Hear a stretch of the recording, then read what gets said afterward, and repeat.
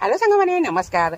एठी आपण भाबुचंती मु राम मंदिर जाइछि ना, देखंतु केटा सुंदर राम मंदिर हेछि। एटा अयोध्या रे अछि, देखंतु भलो भाबे। तापरे प्रभु रामचंद्र को आमे दर्शन करिबा। देखंतु एटा सुंदर प्रतिमूर्ति प्रभु रामचंद्रंकर। तू तो केबे जाइनी?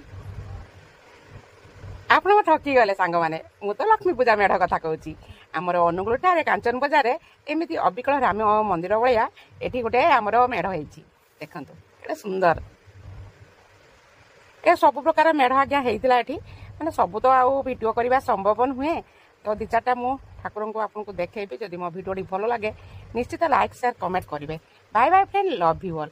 एन्जॉय करंतु मां लक्ष्मी को।